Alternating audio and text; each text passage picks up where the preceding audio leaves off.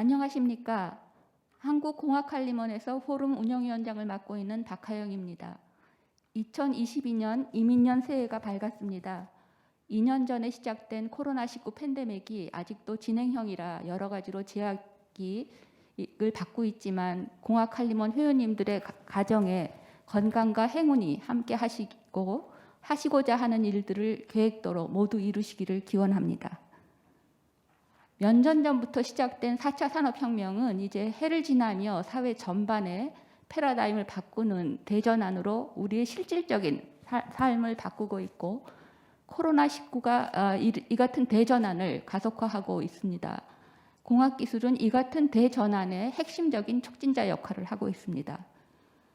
전통적으로 과학기술력은 국가의 안보와 경제력을 결정하는 국가 패권의 핵심이었고 최근에는 과학기술력이 미국과 중국, G2 국가의 글로벌 패권 경쟁의 중심에 서게 되며 지리적 근원관계가 아닌 과학기술 중심으로 국제 질서가 재편되는 기술정치학, 기정학의 시대를 맞고 있습니다. 특히 우리나라는 역사적으로 지리적으로 가까운 중국과 정치, 경제, 사회체계와 국방, 안보에서 가까운 미국 사이에서 현명한 전략적인 선택을 하는 위치에 있습니다. 이 같은 환경 속에서 올해 새 정부가 출범하게 되어 저희 포럼 운영위원회에서는 새해를 시작하며 우리 국가 미래 전략의 리셋과 새 출발을 기대하고 계획해보는 시간을 갖는 것이 좋겠다고 생각을 했습니다. 그래서 올해를 시작하는 첫 번째 NAK 포럼의 주제를 대전환의 시대에 대한민국의 미래 전략으로 잡고 발제를 이광영 카이스트 총장님께 부탁드리게 되었습니다. 이광영 총장님은 공학자로서 늘 남들보다 앞서가는 미래지향적인 시각에서 우리가 가야 할 방향에 대한 화두를 던지시고 이를 연구와 교육을 통해서 현실에서 구현해온 학자이십니다.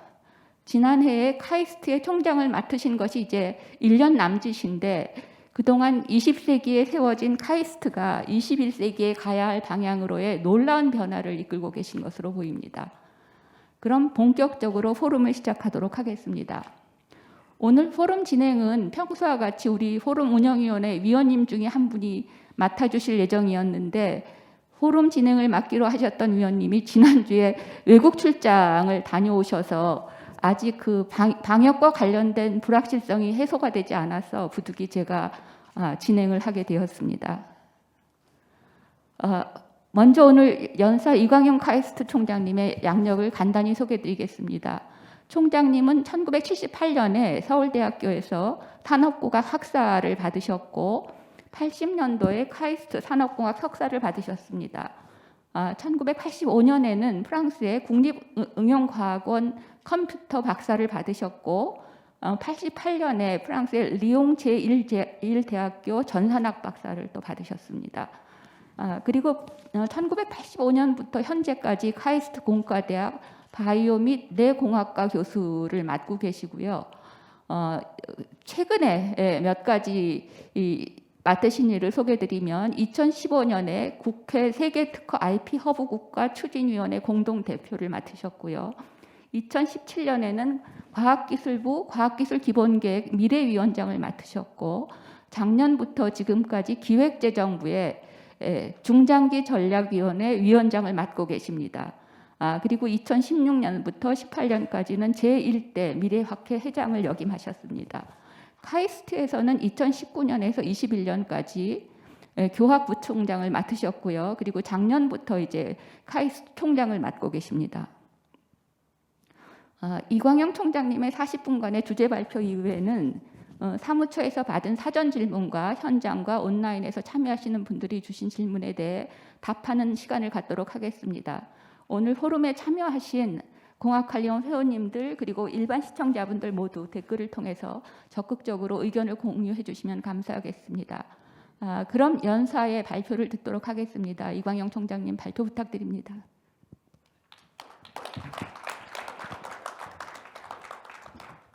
네, 감사합니다. 소개를 너무 거창하게 해주셔가지고 부끄럽습니다. 오늘 근데 행사는 좀 제가 예상했던 거하고 다릅니다. 첫째는 이런 행사 이제 앞에서 이제 할애식 있으면은 우리 장관님이나 이제 김기남 부회장님 같은 분은 이제 딱 자리를 떠나시는 게 이제 기본적인. 근데 왜 안 가시고 이렇게 부담스럽게, 네. 끝까지 계실 겁니까? 빨리 끝내도록 하겠습니다. 장관님은 떠나시는 이게 스케줄인데 지금 비서진이 뭘 잊어버리는 거 아닌가 생각이 듭니다. 네, 제가 이 제목으로 제가 뭐 가능하면 뭐 지금 저한테 40분 하라고 그러셨지만 제가 빨리 끝내는 데는 자신이 있습니다. 자, 이런 순서로 이야기를 해볼까 합니다. 뭐 다 아시다시피 우리는 지금 엄청난 변화의 시기에 있지 않습니까? 다 알다시피 지금 4차 산업혁명의 이제 와중에 와 있고, 그런 가운데 저는 이 변화를 일으키는 드라이빙 포스가 많은데 그 중에 저는 딱 3가지를 뽑는다면 이걸 뽑고 싶어요. 첫째가 바로 이거죠. 우리 지금 겪고 있는 외부로부터 오는 감염병 또 기후변화, 이게 종합적으로 외부로부터 오는 이런 요인들, 이것을 가장 중요한 그 드라이빙 포스 1번으로 보고 싶고, 두 번째는 저는 우리 한국의 경우에 특히 인구 변화가 아주 중요하다고 봅니다. 우리는 지금 다른 게 급하니까 요거 지금 별로 신경 쓰지 않지만은, 요게 있고요. 세 번째가 바로 이제 우리 인공지능으로 대표되는 뭐 4차 산업혁명이 일어나는 여러 가지 기술, 또 메타버스로 대변되는 이런 변화. 요 3가지가 가장 큰 게 아닌가. 요 3가지가 일으켜서 결국은 국가의 그 이제 큰 정치 외교 면에서 보면은 패러다임의 변화를 일으키고 있고, 그것이 기술 패권으로 나타나고, 결국은 기술이 없으면은, 우리가 가진 게 없으면은 어디 가서 명함 못 내밀고 어디 대접 못 받고 국가의 안보 생존도 위협받는 그런 시대로 지금 되고 있다, 이렇게 볼 수 있을 것 같습니다. 그럼 뭐 짧게 드라이빙 포스 3가지를 짧게 한번 보도록 하겠습니다. 이미 여러분들 다 아시는 내용이기 때문에, 그래도 감염병을 보면은 최근 20년 동안 이게 새로 나온 감염병을 보면은 거의 2, 3년에 하나씩입니다. 이 이야기는 앞으로도 계속 2, 3년에 하나씩 나올 거라고 뭐 생각할 수 있죠. 그 코로나가 종식이 되느냐 안 되느냐 뭐 이런 얘기도 하는데, 이것도 뭐 결국 독감 정도로 매년 맞아야 되는 그런 예방주사 맞아야 되는 그런 상태로 이제 갈 가능성이 많고, 그래서 이 감염병 뭐 관련 또 헬스케어 이쪽으로 해가지고 이 의료 바이오 산업이 굉장히 커질 거다. 이거에 대한 국가적인 경쟁은 굉장히 치열해질 거다 볼 수 있고요. 이게 우리 이제 현재 우리가 지금 주로 눈에 보이는 그 산업들의 마켓 사이즈입니다. 조선 반도체, 우리가 정말 엄청나게 잘하는, 우리 김기남 부회장님 여기 계시는데 정말 자랑스러운 우리 삼성전자 있고 하이닉스, 우리 박성욱 부회장님 와 계시는데 반도체가 엄청 잘하는데, 사실 보면은 국제 시장에서 보면은 4,400억 불 수준이에요. 예. 그전 데이터입니까? 여기 20년으로 돼 있는데 여기 지금 얼마로 됐습니까? 지금 얼마쯤 돼 있습니까? 6천억 불. 예, 21년에요. 예. 이건 그동안에 많이 시장이 커졌으니까 이건 20년 데이터라고 되어 있는데요. 어떻든 이렇습니다. 그런데 제가 강조하고 싶은 게 근데 이제 의외로 자동차가 크더라고요. 예.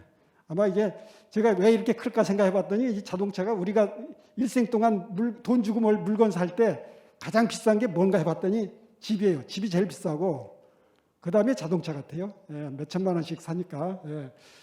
자, 그래 자동차 시장은 커요. 2조 7천억 불.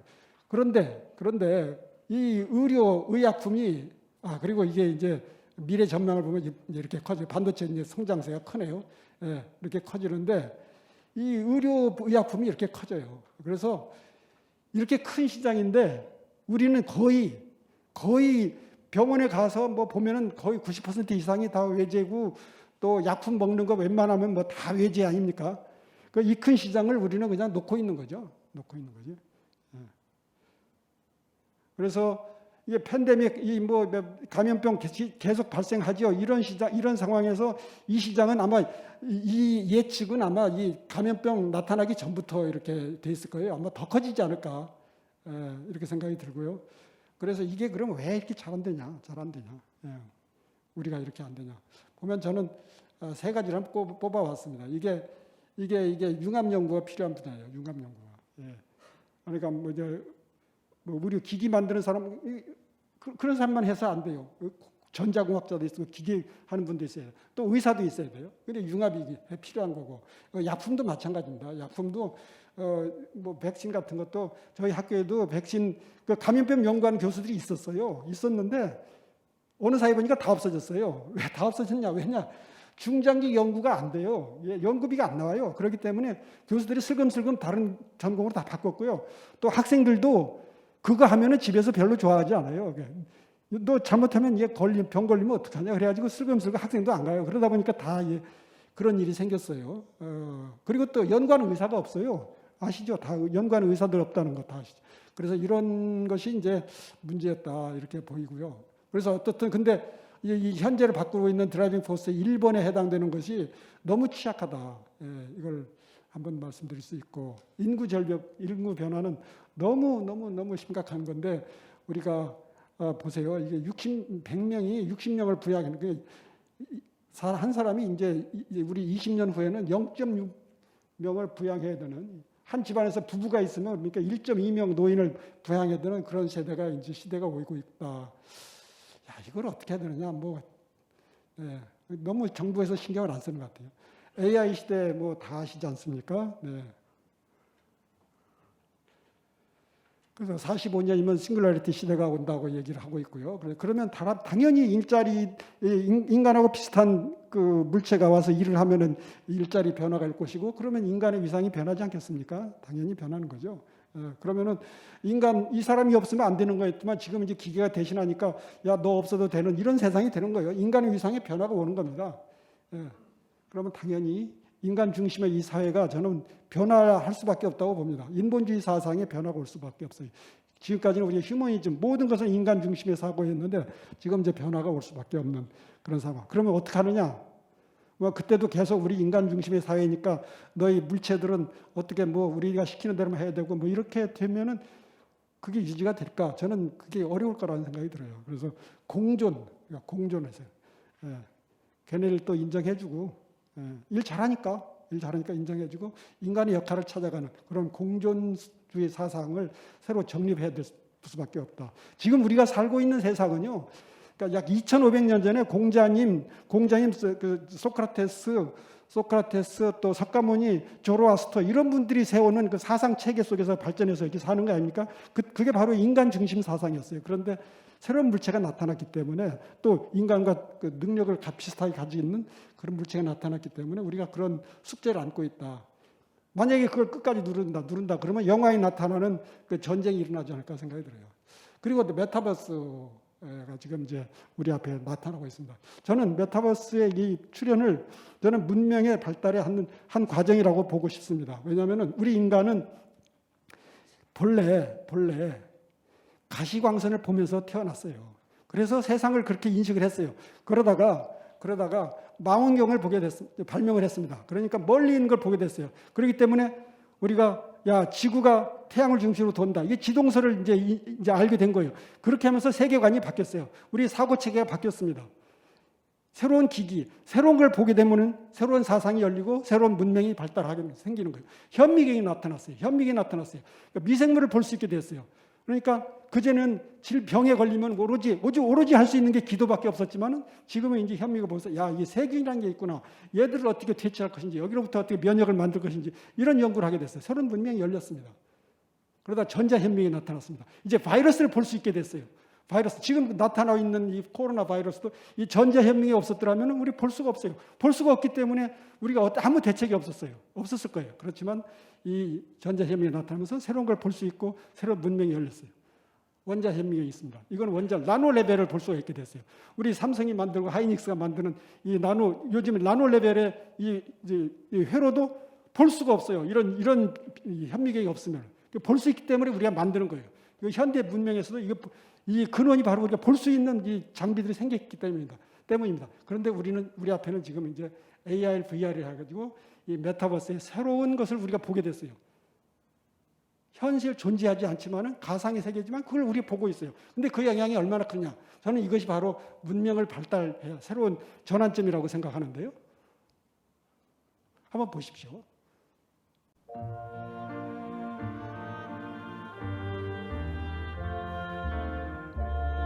자, 이 노래를 들으시면 어떤 생각이 나십니까?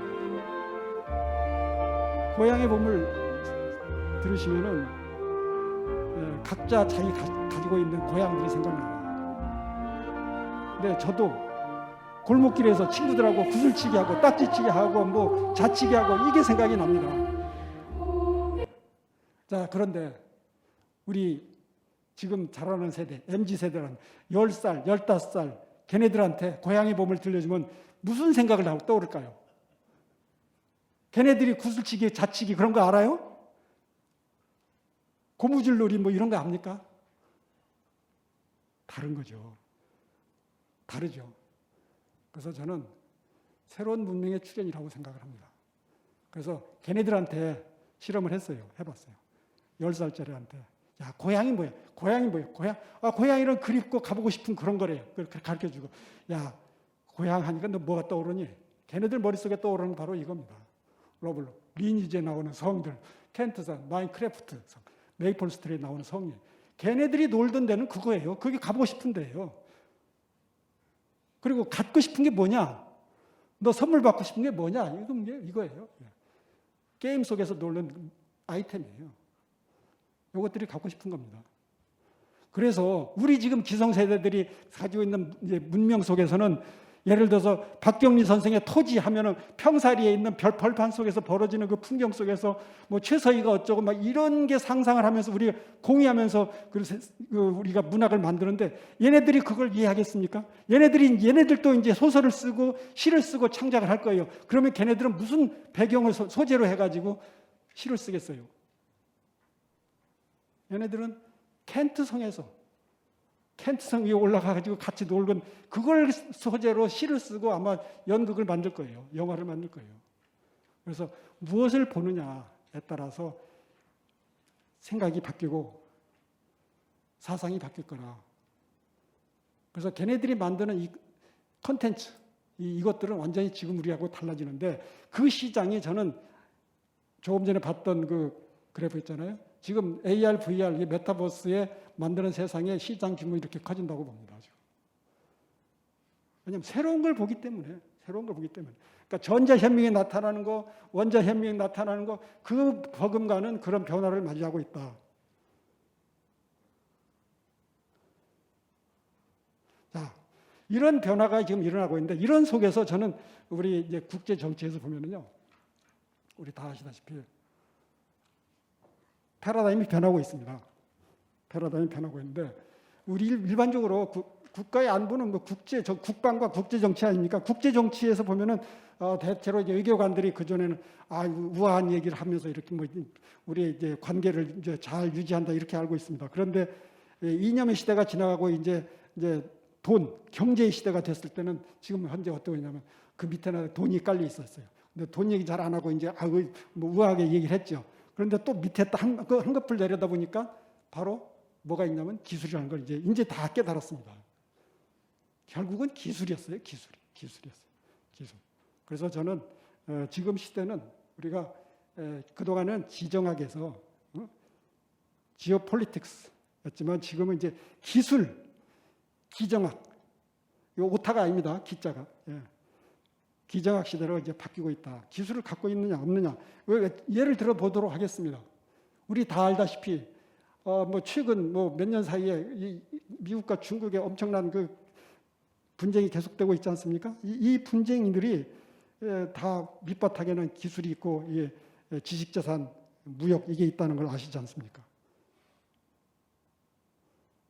작년만 해도 새로 미국의 대통령이 들어서고 다 작년 5월에 아주 우리 모든 국민들이 우리 문재인 대통령께서 미국 방문하셔가지고 바이든 만나러 가실 때 다들 상당히 긴장하면서 지켜봤습니다.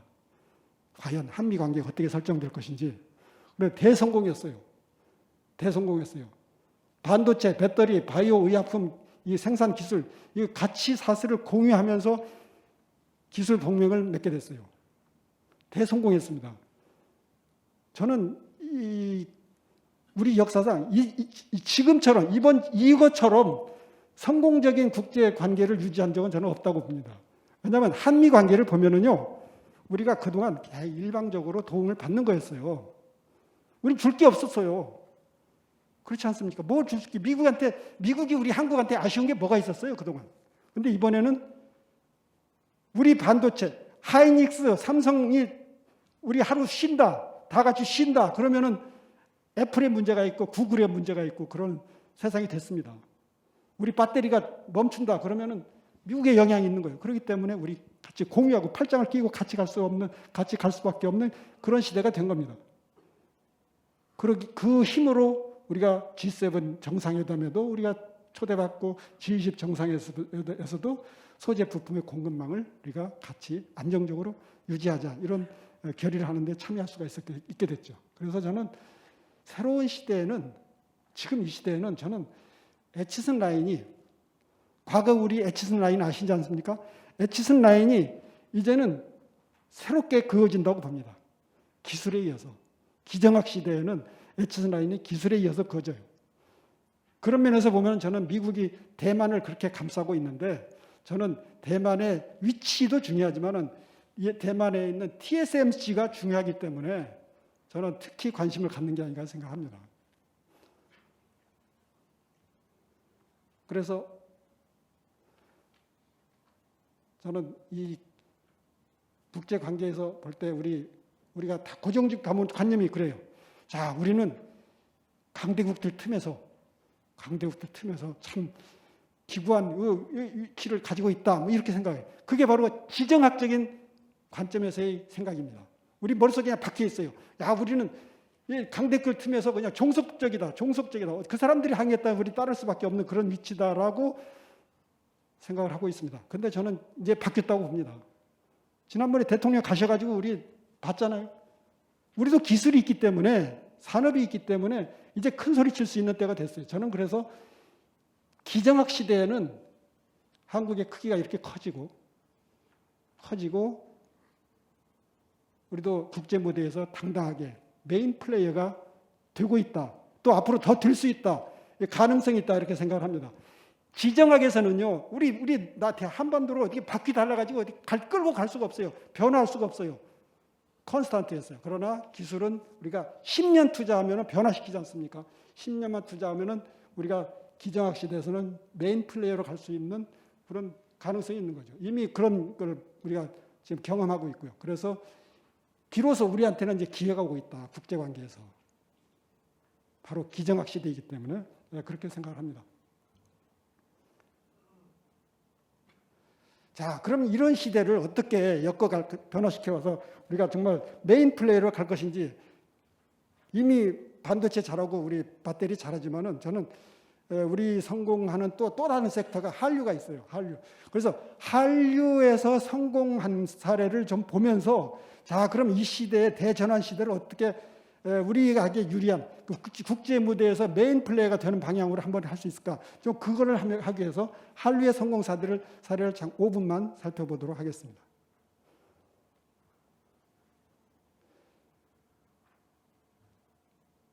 대한민국이 대단한 나라예요. 대단한 나라예요. 이게 세계 컨텐츠 시장 보면은요. 미국 있죠. 미국이 컨텐츠 시장에서 제일 크고요. 미국 크고 중국이 큰데 중국은 자국 내 시장이 크기 때문에 큰 것이지 수출은 그렇게 많지 않죠. 네. 그러니까 미국, 중국, 일본, 독일, 영국, 프랑스 있어요. 그 다음에 한국이에요. 컨텐츠가 이게 반도체가 아니에요. 이게 자동차가 아닙니다. 문화가 이렇게 컸어요. 우리나라 어느 사이에. 7위예요, 7위. 카나다가 우리 밑에 있고 브라질. 우리가 뭐 이탈리 가면 무슨 밀라노 뭐 얘기하지 않습니까? 저 밑에 있어요. 이렇게 됐습니다. 그 사이에. 자, 그럼 어떻게 어느 사이에 이렇게 컸느냐? 무엇 때문에? 제가 좀 그분들하고 좀 얘기합니다. 세 가지를 꼽아요. 문화 자유주의. 두 번째가 콘텐츠 유통의 혁명. 세 번째는 제작 경쟁력입니다. 하나씩 잠깐 보도록 하겠습니다. 우리 사회는 굉장히 규제가 많은 것 같지만 또 사이버 세계에서는 굉장히 자유롭습니다. 자유가 사이버 속에서는 막 익명으로 막 남 헐뜯고 막 얘기하고 가짜 얘기도 하고 막 그거 그냥 용인을 해요. 용인을 합니다. 제가 25년 전에 거의 25년 가까이 됐는데 그때 대검찰청의 컴퓨터 수사부에 자문위원 했어요. 그게 아마 그 회의가 굉장히 분수령이 아니었던가 생각이 듭니다. 그때 검찰청에서 회의를 하는데 그게 이슈가 뭐였냐면은 그때가 이제 막 인터넷이 이제 보급되는 때입니다. 그때 익명으로 막 남 헐뜯는 이런 게 범람을 하니까 이걸 어떻게 단속하느냐 그걸 논의를 하는 시간이었어요. 그런데 대개 학계에서 온 분들은 이거 좀 놔둬야지 이게 발전하고 이 산업이 큰다 그거고 또 윤리나 이런 한 분들은 이걸 단속을 잘해야 된다 엄격하게 해야 된다 이런 얘기했고 그런데 그날 회의 결론이 산업을 그래도 육성을 해야 된다. 그때 이제 초고속 통신만 막 깔 때예요. 그래가지고 좀 자유롭게 하자. 그래서 익명을 허용하자. 그렇게 결론이 났어요. 근데 그걸 강력하게 끝에 주장한 분이 그때 있던 부장검사인데 나중에 그분 보니까 검찰총장이 되시더라고요. 예. 그래서 그걸 굉장히 용인하는 쪽으로 자유롭게 하는 쪽으로 해서 지금 우리 사이버 세상이 이렇게 지금 발전한 겁니다. 부작용도 많이 있죠. 예. 자, 그게 있고요. 그게 이제 관련돼서 언론의 자유도 뭐 웬만큼 뭐 저기 하면 막 잡아가지 않잖아요. 뭐 고발 당해도 그냥 뭐 언론의 자유, 알 권리를 인정한다 해가지고 또 그냥 슬금슬금 다 뭐 풀어나잖아요. 이게 우리 사회의 굉장히 개방성, 진보성을 보여주는 거죠. 그리고 가짜 뉴스도 범람하지 않습니까? 이거 철저히 단속 안 합니다. 그러니까 우리 사회가 뭐 그걸 막 충격 받아가지고 막 누가 자살하고 이러다가도 그냥 또 그렇지 뭐 하고서 이제 관용하고 이제 지나가죠. 이것이 하나 우리 문화주의, 자유의 문화주의, 문화 자유주의 한 몫을 하고 있는 거고요. 그다음 이제 개방성도 보면은 우리 그 DJ 대통령 때 일본 문화를 개방한다 할 때 난리가 났잖아요. 일본 문화가 우리한테 밀려오면은 이게 뭐 다 완전히 종속되는 거 아니냐 했는데. 다 잘 견디고 오히려 우리가 일본 쪽으로 이제 막 갔어요. 그 다음에 또 스크린 쿼터제가 또 이것도 DJ 때 같은데 스크린 쿼터제를 없앤다고 그러니까 막 영화 배우들이 막 머리를 깎고 막 그냥 데모를 엄청나게 했어요. 결과는 어떻게 됐어요? 예. 그래서 우리가 개방을 하니까 자생을 생겨가지고 그 다음에 또 중국에 또 사드 보복이 생겨가지고 그 당시에 우리가 중국에 많이 진출했어요. 이 컨텐츠, 한류 가수들, 뭐 드라마 많이 중국에 진출했습니다. 그러니까 우리 많은 저희들이 중국에 집중했어요. 그런데 사드 보복 때문에 그 길이 막혔어요. 그러니까 우리 콘텐츠 제작자들이 무슨 생각했냐면 아니다. 눈을 돌려서 미국으로 가야 되겠다. 그래서 미국으로 간 거예요. 이게 전화위복이에요. 전화위복. 그래서 미국 시장에 가지고 지금 세계 시장을 거의 제패하는 거죠. 그렇게 함으로써 글로벌 마인드가 확산돼요. 개방성입니다. 개방성. 우리 한국의 문화도. 예. 저는 이걸 다시 리뷰하는 이유는 바로 우리 이제 기술개발연구회에서도 이 정신을 이제 배워야 된다는 얘기를 하고 싶은 거예요. 자, 그다음에 이 한류에서 두 번째 변화가 이제 유통입니다. 유통의 변화입니다. 인터넷에 나타나가지고 유통의 혁명이 일어난 거예요. 그 당시는 과거에는 꼭 헐리우드 극장에 가만히 영화에 가야만이 컨텐츠를 봤어요. 방송 고정된 채널을 봐야 했어요. 그러니까 독점력이 강했는데 이제는 유통의 혁명이 일어나가지고 뭐 아무나 볼 수 있고 헐리우드의 힘이 굉장히 줄어들어 버렸죠. 그러니까 이제 거리가 어디서든지 다 보는 겁니다. 한국에서 만들든 뭐 미국에서 만들든 유럽에서 만들든 어디서든지 그냥 OTT를 통해서 넷플릭스 통해서 보는 거예요. 기득권이 붕괴된 거죠. 그래서 결국 이런 책 있잖아요. The World is Flat. 세계는 평평해진 효과를 보는 거죠.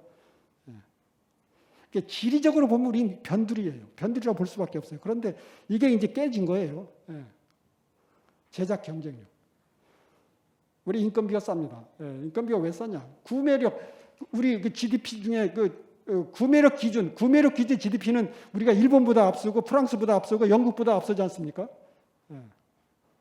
우리가 그 1인당 그 구매력 기준은 그렇기 때문에 구매력 기준을 하기 때문에 영화도 싸게 만드는 거예요. 영화도 싸게 만들어요. 디지털 기술로 변화되는 과정에서 그 스피드. 예. 그래서 이제 우리가 한류가 이렇게 성공했던 것을 이렇게 지금 세 가지 자유주의, 유통 그리고 제작 경쟁력 이 세 가지로 정리를 해보고요. 자, 이거 그냥 다른 회사인데 지나가겠습니다. 자, 그러면은 그럼 우리 이제 기술 패권 시대, 기정학 시대 우리가 어떻게 해야지 우리가 국가를 튼튼하게, 안전하게, 안보를 강화하고 우리가 번영할 수 있느냐. 그 관점에서 저는 선제적으로 우리가 준비를 해야 된다고 봅니다. 특히 우리 공학관리원 같은 데는 그런 미션이 있는 거죠.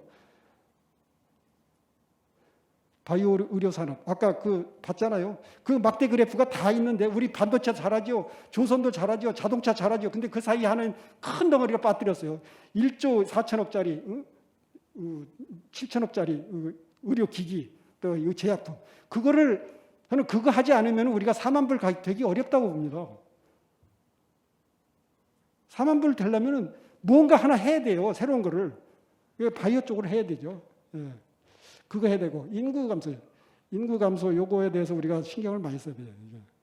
근데 출산율하고 이제 결국은 뭐 다 이게 정해진 미래인데요. 인구 문제는 출산율이 정해져 있기 때문에 그래서 대책이 없어요. 대책이 없는데 한 가지 할 수 있는 게는 저는 다문화 정책, 외국인 유입을 많이 이렇게 하는 게 필요하지 않는가 생각이 듭니다.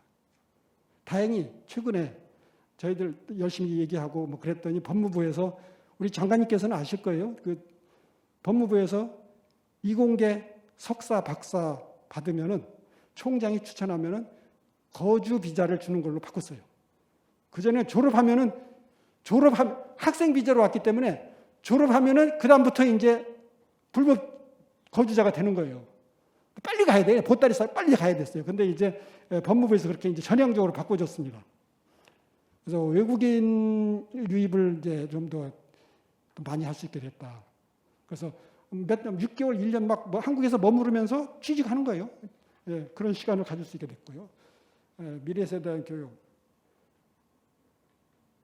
아까 얘기했지 않습니까? 메타버스, 이게 새로운 세상이 열리는 거예요. 4차 산업혁명 시대.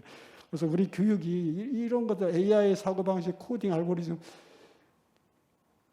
교육부에서 요거를 지금 그 정보교육이라는 이름으로 이렇게 뭐 좀 늘린다고 그러는데 좀 더 많이 안 늘리고 조금 늘리는 것 같아요. 예. 이런 데 우리가 좀 신경을 써야 될 거라고. 이게 바로 선제적인 거예요. 선제적인 거예요. 지금 금방 나타난 건 아닙니다. 지금은 이거 안 해도 돼요. 당장 뭐 2, 3년 내에는 이거 안 해도 별 사는데 지장 없을 거예요. 그러나 10년, 20년, 30년 후에 하려면은 이걸 하지 않으면 우리한테 이제 타격이 있을 거라 보고요. 또 한 가지 이제 기술 패권 시대를 관점에서 보면은 저는 조금 전에 우리가 아까 그랬어요. 그러니까 국제 정치라는 것도 결국은 이게 기술이다. 그렇다면 저는 이제 한 나라의 정치 외교하는 분들도 뭘 알아야 되냐면요. 그 나라의 우리 나라의 기술, 상대방의 기술 그리고 부품 소재는 어디서 오는지 이걸 알아야 돼요. 그래서 저희는 이걸 글로벌 테크놀로지 맵이라고 부릅니다. 그래서 모든 그 산업과 기술에 관한 그 저기를 우리가 파악하고 있어야 돼요. 그래서 이건 저는 현재 이 국제 정치는 이렇게 포커 게임하고 비슷하다고 봅니다. 포커 게임 할 때 내가 가진 패가 있지 않습니까? 내가 가진 패하고 상대방의 히든 카드가 있어요. 그래서 포커 게임 잘하는 사람은 내 카드보다도 이 히든 카드를 어떻게 잘 알아내가지고 하는 사람이 게임을 잘하는데 국제 정치에서 지금 이 카드 중에 이게 기술패가 아주 중요한 것을 이제 다 알게 됐는데 우리 내 패를 잘 알아야 돼. 내 패가 잘 알아야 돼. 우리가 강하게 반도체 하면은 반도체에서 어떤 것을 우리가 작업하고 있고 뭐 어떤 특허는 우리가 갖고 있고 우리는 없는 게 있고 그 부품 장비는 어디서 들어와 있고 심지어 나사 하나도 어디서 오는지를 우리가 알고 있어야 돼요. 이제 그런 시대가 됐습니다. 그래서 이런 식으로 우리가 이제 파악을 해야 되는데 그래서 국가 전략 기술은 이제 최근에 우리 10대 기술 정하지 않았습니까? 기술의 예측과 그래서 논문, 특허, 연구자들이 어디 동향을 다 알아야 됩니다. 어느 연구팀이 그 분야 연구를 잘하고 있고 거기 졸업생들은 어디로 가고 있고 그래서 우리가 그 관계를 어떻게 할 것인지도 우리 이제 파악하고 있어야 되고요. 그리고 그 기술들의 특허, 지식재산 그리고 우리가 가지고 있는 게 뭐고 우리가 약한 게 뭔지 우리 급소가 뭔지를 알아야 돼. 그래서 그 우리가 약한 거는 어떻게 할 것인지 라이센스 할 것인지 우리가 연구 개발을 할 것인지 그래서 전략적인 기술은 산업과 기술에 대해서 소재, 부품, 장비의 서플라이 체인을 우리가 잘 관리를 해야 됩니다. 근데 이거는 이 서플라이 체인은 항상 변해요. 매년 변합니다. 나사가 여기서 들어오고 저기서 들어오고 중국에서 들어오다가 일본에서 들어오다가 다 그걸 변하지 않습니까? 그 변화를 매년 관리를 해야 된다고 봅니다. 그래서 대통령께서 정상회담을 하러 가실 때 이걸 다 보고 가셔야 돼요. 이 패를. 자, 일본하고 가실 때도 야 우리가 이게 있고 쟤네들이 저게 있구나. 우리가 약한 게 이거구나. 그러니까 우리가 어떤 전략을 펴서 우리가 외교를 해야 되겠다. 이렇게 돼야 된다고 봅니다. 그래서 우리가 글로벌 테크놀로지 맵을 우리가 관리하는 정부의 중요한 부서가 컨트롤 타워가 있어야 된다고 봐요. 제가 알기로 최근에 청와대 안보실에 사이버 과학기술 비서관이 새로 생겼어요. 대단한 발전입니다. 안보실에. 그거보다도 더 강력한 컨트롤 타워가 있어서 이것에 관한 것을 다 우리가 파악하고 있고 매년 업데이트 해가지고 조사하고 있고 그것을 최고 경영자가 이걸 파악하고서 국제정치에 외교하러 갈 때 알아야 된다. 그래서 외교관도 이제 과학기술 공부를 시켜야 돼요. 연수과정에서 시켜야 됩니다. 이걸 모르고서는 헛발질하는 거예요. 이걸 모르고서 외교관이 가서 무슨 말한다는 건요. 이게 패를 하나도 안 보고 이게 패 덮어놓고서 얘기하는 거 똑같습니다. 그래서 이제 선진국에 됐기 때문에 우리 대한민국은 이 페이지는 제가 감사원 가서 했던 얘기. 자유주의. 우리 한류에서 봤잖아요. 자유주의를 더 계속 신장하는 게 좋겠다. 그래서 창의 도전 실패하는 거. 감사원 가서 우리 장관님 계신데 그 공무원들이 그냥 감사 얘기를 감사 핑계를 이렇게 많이 대. 감사 핑계. 그래서 감사원에 가서 얘기해 보니까 우린 그런 게 아니고요. 그래. 제발 좀 너무 무섭게 하지 마세요. 그래. 그러니까 그냥 연구 개발하면 다 95%가 성공 아닙니까? 그래. 그분들도 공감하시더라고요. 그래서 좀 그냥 실패도 용인하고 그렇게 합시다. 그렇게 해야지 큰 인물도 나오고 해외에 가서도 하고요. 그래서 다이나믹 코리아를 청년들한테 자신감 갖게 해서 뛰면은 우리 절대 기죽지 않고 잘할 수 있습니다. 이런 얘기를 했습니다. 그 똑같은 얘기 같아요. 우리 공감관리본에서도 우리가 좀 자유롭게 하고 실패하는 거 두렵지 않게 하고 그렇게 하면은 우리 그 2세들도 힘내서 열심히 할 수 있을 거라고 생각합니다. 자, 이상 마치도록 하겠습니다. 감사합니다.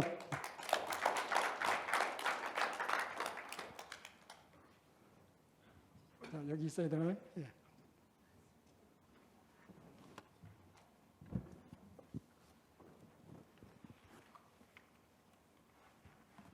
예, 이광영 총장님 좋은 발표 감사드립니다. 지금까지 연사의 발표를 들으셨고 이제 질문에 답을 드리는 순서입니다. 오늘 좀 행사가 지연이 돼서 그렇게 저희가 시간이 넉넉지는 않지만 이렇게 귀하게 모신 그런 자리라서 그래도 꼭 이렇게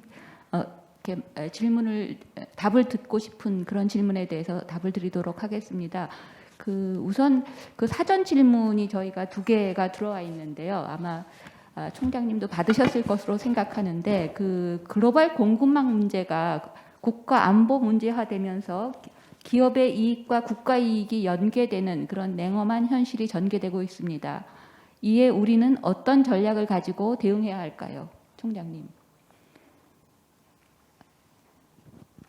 네, 그 문제는 우리 김기남 부회장님께서 굉장히 잘 하시는 걸로 제가 생각하는데요. 제가 작년 4, 5개월 전에 삼성을 방문했더니 10분 저한테 발표를 해주는데 그 중에 한 페이지가 이 소재 부품 장비를 우리가 얼마나 국내에서 조달하는가 이런 지수를 얘기하시더라고요.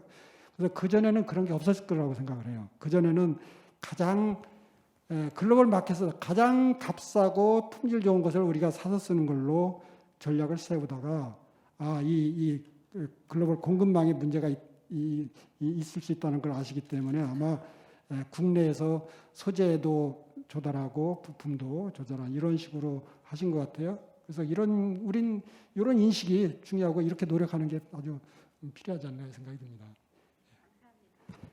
두 번째 질문입니다. 미중 기술 패권 경쟁에서 보듯이 주요 강대국들이 지식재산 확보를 국가 성장 전략의 중요한 수단으로 적극 활용하고 있습니다.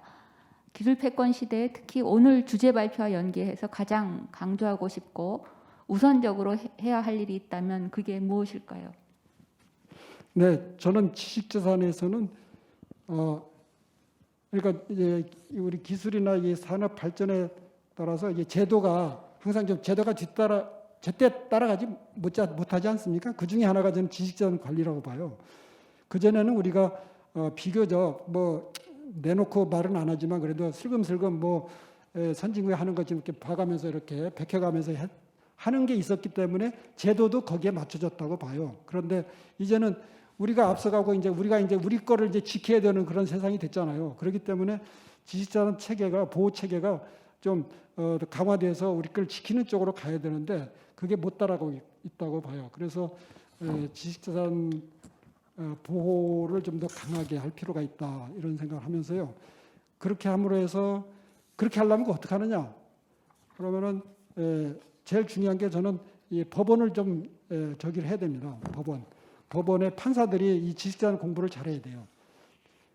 법원에 그 특허법원이 있고 1심에서 그 지식재산 법원들이 있는데요. 재판부가 있는데 거기 판사들이 지금 순환보직해요. 다른 판사들과 마찬가지로 2, 3년에 한 번씩 이제 돌아갑니다. 그래서 그분들은 그렇게 얘기를 해요. 우린 능력이 있기 때문에 뭐 몇 년 조금 공부하면 다 알 수 있어. 뭐 그렇게 얘기합니다. 근데 제가 보기엔 그게 아닌 것 같아요.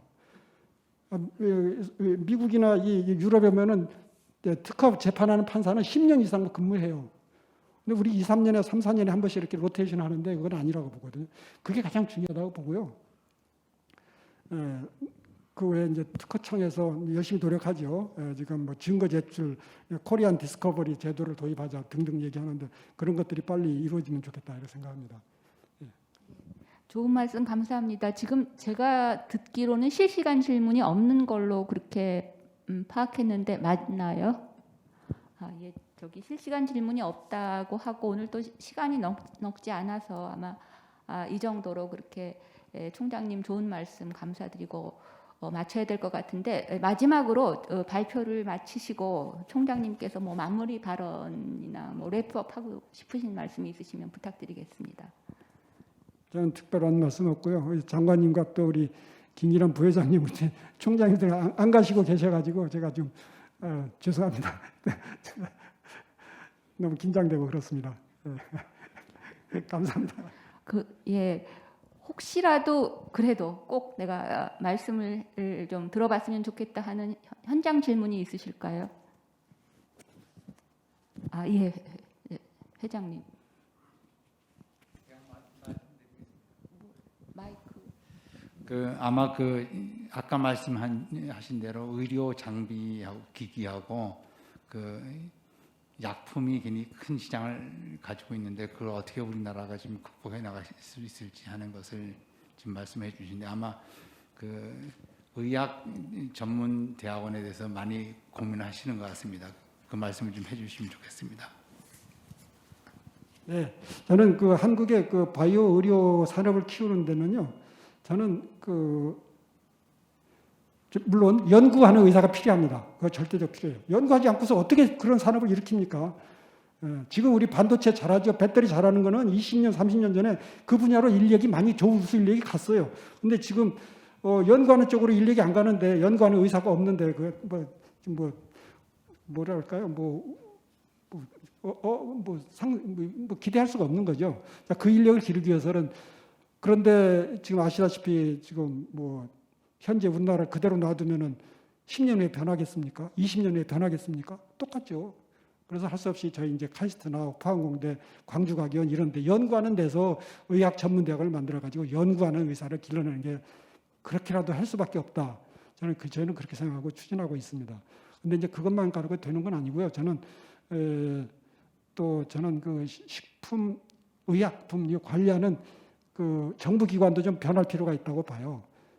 왜 이 식품 이 의약품이 이게 늦으냐면요. 선진국만은 잘하거든요. 근데 왜 이게 이 원리가 이렇게 됩니다. 제가 이거 휴대폰이 있으면 이거 제품을 잘 만들면요. 이거 하이닉스나 삼성에서 이거 이제 반도체 메모리 잘 만들잖아. 그러면은 품질이 좋으면 팔리는 거예요. 품질이 팔립니다. 그리고 중소기업, 신생기업이 하면은 품질은 비슷하게 좀 품질은 조금 떨어지면은 가격을 좀 낮게 해서 팔아요. 그러면 시장에 진입이 가능합니다. 그런데 이 식품 의약품은 첫 번째 그거 가지고 안 돼요. 통과할 때가 식품의약처예요. 식품의약처에서 판매 허가를 받아야 돼요. 근데 거기 기준은 선진국 기준입니다. 그렇기 때문에 중소기업이 그걸 뛰어넘는 건 처음에 뛰어넘는 건 굉장히 어려워요. 바가 높아요. 거기에서 하는 바는 어디냐면은 지금 나와 있는 그 분야에서 나와 있는 그 제품의 높이하고 똑같아요. 거기를 뛰어넘어야 돼요. 그러니까 어려워요. 그게 있고 거기를 혹시라도 뛰어넘었다 합시다. 그 다음에 또 이제 건강보험공단에 가서 또 이제 건보에 또 들어가야 돼요. 자, 거기 통과했다 합시다. 자, 했다 합시다. 여기까지 가는데도 굉장히 어려워요. 중소기업으로. 그 다음에 또 건널 길이 또 이제 의사결정자입니다. 구매. 이런 제품은 제 같은 경우에 제가 이게 마켓에 가가지고 품질 괜찮고 값이 싸면은 제가 삽니다. 제가 결정하면 돼요. 내가 돈 내고 내가 결정하는 거예요. 그런데 의약품은요, 돈 내는 사람하고 결정하는 사람은 달라요. 결정하는 사람은 의사예요. 돈 안 내요. 돈은 다른 사람이에요. 환자가 내고 건보가 냅니다. 그렇기 때문에 의사결정하는 사람은 품질 좋은 것만 찾아요. 값싼 건 찾질 않아요. 이거 완전히 시장이 달라요. 그래서 어려운 겁니다. 이게. 우리가 뭐 의약품 못 만들어서 하니, 의료기기 못 만들어서 하니 절대 그렇지 않다고 봅니다. 우리 기술로 얼마든지 잘 만들어요. 이 배리어가 너무 높아요. 이렇게 측초히. 그래서 저는 정부 정책이 좀 바뀌어야 된다고 봅니다. 그래서 저는 저 같으면 우리 식품의약처를 식품의약 안전 및 진흥처로 바꾼다고 합니다. 안전도 관리하고 진흥도 해야 돼요. 우리 자동차 이런 거 하잖아요. 세계적인 수준이 됐지 않습니까? 20년 전에 자동차 충돌 테스트하면요, 한국 제품들은 아주 그냥 저기였어요. 외국 제품하고 비교해서 굉장히 안 좋았어요. 그런데 위험을 무릅쓰고 그걸 탄 겁니다. 그걸 타게 산업자원부가 그걸 길을 열어준 거예요. 우리 산업을 키우기 위해서 약간의 리스크를 우리가 감수하면서 산업을 키운 겁니다. 그래서 저는 식품의약처도 안전도 관리하고 진흥도 하는 두 가지 트랙을 해야 된다, 그렇게 봅니다. 이제 좀 길었습니다. 저도 또 이 분야에서 일을 하고 있기 때문에 몇 가지 이 기회를 빌려서 또 이제 조금 뭐 비슷한 시각도 있고 다른 시각도 있어서 좀 말씀을 드렸으면 좋겠는데요. 굉장히 조금 복잡한 게 있는 게 의사 인력의 증가에 대해서는 우리가 여러분들이 이제 왜 이렇게 의사들의 반대에 정부가 꼼짝을 못 하나 이제 그런 시각을 가지실지 모르는데 우리나라의 건강보험은요, 그 의사들이 건강보험 환자를 받기 위해서 강제로 다 지정을 합니다.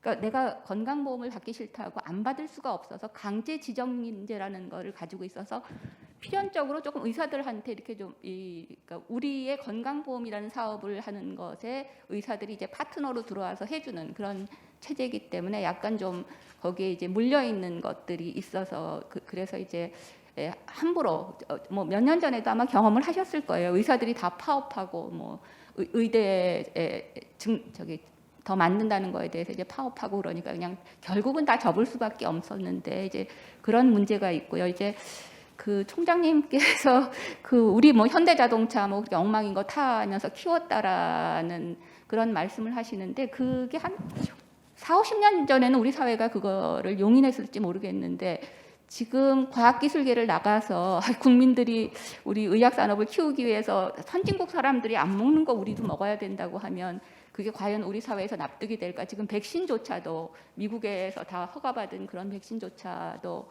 우리가 이제 굉장히 뭐 중국 백신 굉장히 불신하잖아요. 이제 그런 상황에서 지금은 굉장히 이제 사회가 많이 선진화되면서 그게 쉬운 일이 아니다. 산업을 위해서 국민의 안전을 희생해야 되는 것이 좀 쉽지 않은 사회가 제가 뭐 하지 말라는 얘기는 아니고요. 쉽지 않은 세상이 됐다는 게 있고요. 그다음에 또 하나를 아셔야 될 건 제가 요새 뭐 디지털 헬스 특이라는 데서 디지털 트윈이라는 거를 만드는 그런 작업을 하고 제가 이제 그거를 어떻게 파이낸싱을 해야 이 기술이 잘 확산이 되고 잘 갈 것인가 하는 그런 쪽을 맡고 있는데 그 위원님 중에 한 분이 그러시더라고요. 그 전기차 보조금 주잖아요. 이것도 보조금 주셔서 그렇게 키우시면 되지요. 이제 보조금 주면 되지 않느냐고 말씀을 하는데 전기차 같은 거는 국가가 보조금을 줘서 이게 제대로 된 기술이 돼서 상품화됐을 때 그거를 사는 사람들은 그냥 국민이 개인 돈으로 그렇게